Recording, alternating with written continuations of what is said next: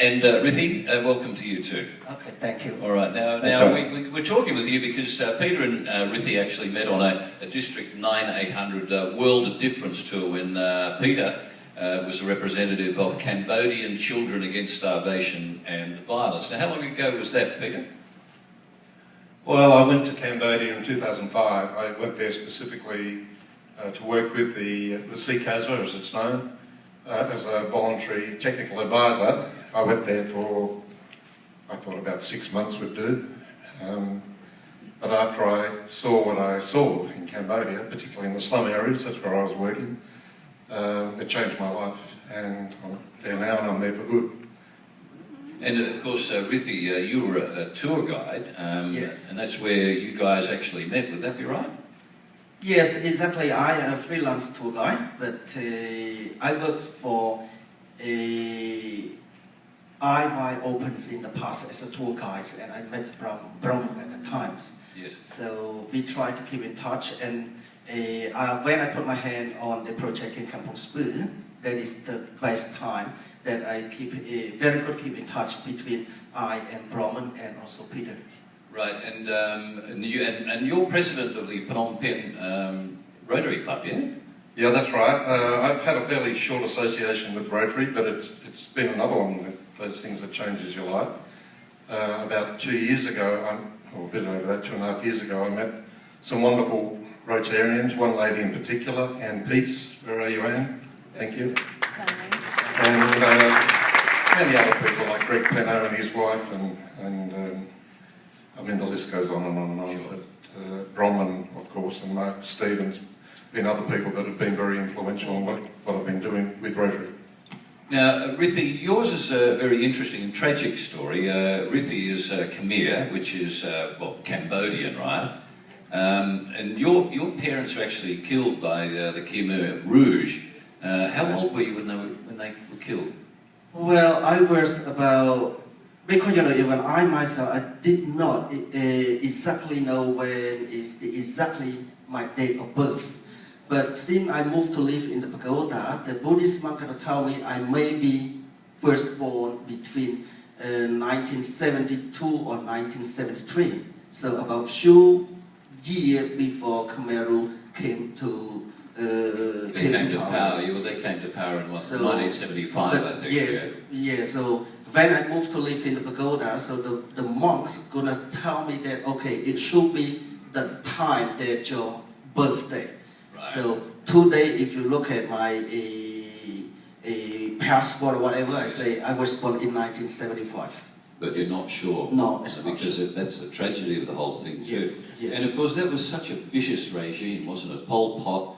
I think the population of Cambodia back then was something like 8 million or something like that. Yes. And Pol Pot managed to exterminate a quarter of the population. It was something like 2 million people. Yes, it's 1.7 million populations in Cambodia were killed at the times. Yeah. And he was exterminating people who he regarded as a threat, or people who were he regarded as intellectuals and people who had an education. Would that be right? Yes, exactly. Even now, if you read the history, it's going to tell you there's all intellectual people and teachers were killed at the times. Yes. So he obviously didn't get you then. Oh, yes. I'm very lucky. But of course, let me tell you a quick about my background as well. At the times, I was the one who was transported to the killing field as well with my family. I was on the horse cart. Yes, but it was very lucky because one of my neighbors, he just took me away from the horse cart and hid me with my grandparents. Yes. And my grandparents passed me away about 15 years ago, I think, yes. When he was 98 years old. Goodness me, so lucky. So it was fate dealing you a good hand. Oh, yes. Yeah. And do you have much family left? No. So far I don't have any. Yeah. Yes. Yeah. And now, what is the situation in Cambodia, Peter, at the moment? I mean, we see it as a lovely, gentle country. Sure, it's been torn, war-torn and all that sort of stuff. But what is the actual situation in Cambodia at the moment, and what is Rotary doing there to help? Well, the situation in Cambodia, it's certainly improving. On the surface, you arrive at Ponchantong Airport and you drive down Russian Federation Boulevard to the city of Phnom Penh. It's very modern, it's quite clean now. And the downtown area is quite impressive. But you go a couple of streets behind that and you enter the slum areas. Just for the record, so you know, there's over 500 designated slum areas just in Phnom Penh. There's tens of thousands of people living in disgusting conditions, is the only word to describe it. And of course that changes through the year because we have our wet and our dry seasons. Currently the dry season is very hot. When it's wet, it's terrible. It's just a quagmire. And people exist, and I see people all the time. I'm in the slums and we go there looking for children who are in trouble. There's a lot of kids in trouble in Cambodia. And my centre, I haven't mentioned it, but I will right now, I've got a centre where I've got 50 kids. All of these children have been taken out of situations of serious risk. Talking about girls being raped by their stepfathers or their uncles or their grandfathers or their neighbours. Kids sent away. Human trafficking is an endemic problem. Yeah. I know that is a huge problem, is it not? The trafficking, human trafficking. And what sort of trafficking do they do? Well, I mean, I've got one particular girl I think of right now. She's been with us now for 8 years. Her name's Darlene. Darlene came to us when she was 8, and she was taken out of a brothel. Fortunately, she hadn't been abused, but she had been... she was 8? 8. Oh yeah, there's kids much younger than that in brothels. Really? Mm. So Darlene had been sold for her body part, and the body part was her liver. And you don't survive the removal of your liver. So she was very lucky. She's with me today, not now, but today in Phnom Penh. She lives at our centre. Rithy knows her, of course. We've done a little documentary on Darlene, but it's a very sad story. But she's doing well. She's at school. She's getting an education. That's all I'm concerned about, is that these children are given an opportunity to go back or to go to school. A lot of them never go to school. That's what it's all about.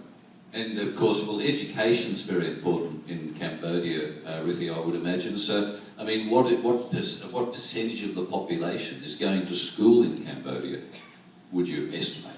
Well, we can say 65% or 70%, but it depends on, because if we say about the city people, we're going to say 85 or 95% attend school. But if you turn away from town to the remote area, I can say between 60 or 65% is people, the children attend school. And apart from the obvious, what is the main cause of that such a low percentage of people being educated at school? Yes, the reason that the remote children, to leave school, because we have many reasons. Number one, the family, let's say the families have not enough, not enough property to support them to attend school. Not enough income. Yes, exactly, because the income is $1.36 a day. This we count as the average. I'm sorry, just to repeat that, $1.36. $1.36 US dollars per day. Per day. Yes, that's what we count per day. That's what we count as the average income for one person. So if you look at that, for the remote people, for the remote children especially, family could not earn enough to support them to go to school. And number two, in Cambodia, to be honest, to tell you that to attend the school, yes, of course, we have a free policies for the school children to attend the school, but if you witness the free school, it means that you have nothing. If you want to attend the proper school, of course, you have to pay. Yeah. Exactly, you have to pay. And if you're only earning $1.36 a day, that would go that is food, hard. I would imagine. That is very hard. Very, very, very hard for the children to attend school. And of course, there's 35% of the school children leave school before age. If I say to leave school before age, it means that a high school is a compulsory in Cambodia. But how to attend the school until high school certificate? So in Cambodia, 35% if you get to the remote area, people leave school before age, I mean they just go to grade 1, grade 2 or grade 3. That is the reason why if you go to the remote area, especially Kampong Speu as an example, more than 600 people, you can find only 1 or 2 who could read and write. And of course, Peter, where there's such low income and such deprivation, I mean, that does engender all sorts of corruption, I would imagine. And, you know, if kids are leaving school, or they're not going to school, they have to find another means of income. Well, corruption, of course, is one of the major core social issues in Cambodia. Corruption, lack of law and order, trafficking, as I mentioned. The children, when they go to school, if they come from poor families, the teachers earn such low salaries, I'm talking salaries, say, $29, $35 a month, the teacher has no choice other than to be corrupt. Yes. And ask the children to pay to attend their class. If they don't pay that, they're either ostracised by the other kids or they're marginalised in the class, they're put off the back and they essentially don't get any education. But let me tell you, a teacher who's earning $29, $35 a month has probably achieved maybe grade 8, grade 9 education, and they're now supposed to teach these kids. It just doesn't work. Can you see any sort of hope, any light at the end of the tunnel, Peter? Rithy, can you see something happening in Cambodia? Absolutely. Or is this going to be endemic? Is it going to just... It's positive. It's all positive. It's any way you can think. You can't think negative. But I'll tell you a story shortly. But let me tell you one thing that Rotary's doing. We're doing it with my club and another club here in Melbourne, the Rotary Club Melbourne South. We've started a new organisation, a charity here in Australia called ACT, Australian Cambodian Children's Task Force. 6 Australians and myself, 7 in Cambodia. It's a legal charity, fundraising charity linked to RORC, so it's fully tax deductible. And our first project is my centre, where I've got these children. We have to look after them first. And then we set up 10 schools in 10 slums. That's the next project that we start, and that will happen this year. How difficult is that, setting up a school in a slum? I mean, just the logistics involved in getting it built, or getting A, the materials, B, getting it built, and 3, maintaining it. Well, let me tell you, we do it using Cambodians, not Westerners. Yes. We change nothing. We do not change the culture of Cambodians. We don't intrude. I've been there 8 years. My only role to date has been funding. That's all I do. Sure, I'm an advisor, but I don't have hands-on management. It's all done by the Cambodians, and that's essential because Cambodians do tend to step aside and let other people take over if you allow them to do that, and you must not do that. They have to take control of their own destiny. And Rithy, and you actually live in Phnom Penh, or, yeah? I live in Siem Reap, Siem Reap. 315 kilometers away from Phnom Penh, yes. Right, and you've got 3 particular projects on the go at the moment. Yes, for the moment I put my hand on the 3 different projects, one in a former Khmer stronghold we call Albury, and one is in Siem Reap, and another one is in Kampong Speu. And tell us about those, if you can, just very, very quickly. Yes, okay.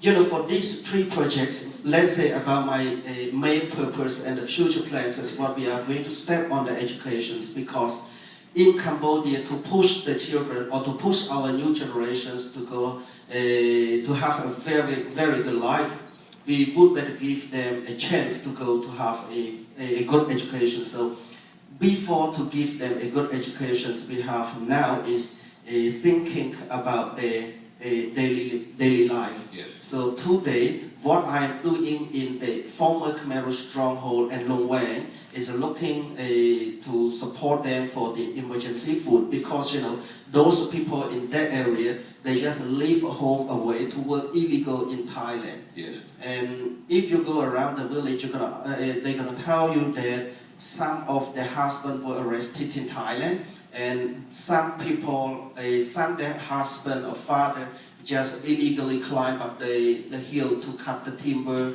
and was killed by the Thai army and so on. And the other project in the Siem Reap, yes, we are training, let's say like a vocational training, just teaching them how to work on the agriculture's work, and also Kampong Speu. Can I talk about Kampong Speu? Because this is something, ladies and gentlemen, you'll like to hear. This man sitting next to me Rithy is very special. He's an unusual Cambodian in that he enjoys helping his poor people, as he calls them. Rithy uses his own money and he finds villages around Cambodia and then he goes about doing the best that he possibly can to help them. Now, this particular village that we're talking about in Kompong province, about 70 kilometres out of Phnom Penh, Rithy came across it when he was doing some telecommunications work for somebody, and he found this village that was on the verge of disappearing. All the adolescents had left. It was left with just children who were very sick. I went down there not long after Rithy found the place. The children were very sick, the adults, a lot of amputees through landmines, and they were in bad shape. They had cholera, typhoid, dysentery, all sorts of bugs. So they were truly in bad shape. And Rithy approached his friends at the Rotary Club of South Melbourne, who have been providing emergency food aid for several years. And then the Rotary Club of Phnom Penh, through myself, got involved, and we work together now, supporting them as much as possible. That village, I was there just the other day, and so was Rithy. Many other things have been done, by the way. Those people have been taken to hospital. We've helped them with all sorts of nasty injuries. But this village now, we're putting water ponds, so they've got water. Without water, you can't sustain anything. The waters, we're about to start fish farming there, so they'll be producing fish and therefore an income. They're growing their crops. The village is now sustainable. It's been turned from something that was about to disappear off the face of the planet to a village with a future. So what do the Cambodian people need in terms of real support, in terms of like, just sort of support as far as supplies and all that sort of thing goes? I mean, do they need money, or do they need supplies, or do they need materials, or? Well, they get a huge amount of foreign aid. Yeah. I think 10% of the GDP is foreign aid by various governments, and this country is one of the biggest donors in the country. Does the government help at all? And I know Rithy has some problems with criticising the government, because you just never know who might be listening, but I'm guessing you don't, Pete. No, but what the government there, I mean, is it sympathetic? Do they understand what's going on with their people? Well, they'd have to be brain dead if they didn't see what was going on. Yeah. It's obvious. They've got different priorities. Rithy mentioned to me earlier, he said, the Buddhist way is to look after yourself first and then look after others later. And I think that's very much the attitude. So even wealthy Khmer families who've got millions and millions of dollars choose not to share it amongst their poor people. Sure. And for the life of me, I can't understand that, but that's just how it happens to be. It's the Khmer way. Now, Peter, you were telling me earlier that Rotary clubs in Australia have what I would call a slush fund, or they've got some... Filthy rich. Filthy rich. No, they're filthy rich compared with Cambodia. But they do have a surplus, right? And you're suggesting that maybe they could, send a bit your way, because the fact of the matter is most people in Australia think, if we send stuff overseas, it's going to be purloined by the government, there's going to be a lot of corruption, and by the time it gets to the people who really need it, it's just a trickle. But that's not the case with you guys, yeah? Well, that's changed. There's no doubt about it. Cambodia does have a reputation for corruption and things disappearing, never getting there. So Rotary clubs in Australia are reluctant. I've been told by Rotarians, they're happy to send their stuff to East Timor, but not Cambodia, because you never know where it's going to end up. Yeah, that's changed, and we've now got a system in place. In fact, Bronwyn has just sent from Rotary Club Melbourne South, has just sent a 40-foot container of all sorts of equipment, school desks, medical equipment, loads and loads of stuff, which has just arrived, and my club members are unloading that, and that now gets sent out to various... So there's somebody from Phnom Penh Rotary there on the dock or at the... On the dock, wherever, absolutely, or at the nothing goes astray. Yeah, that's fantastic. Now, I believe you've got a small DVD you'd like to show, so we can have a look at that. That'd be great.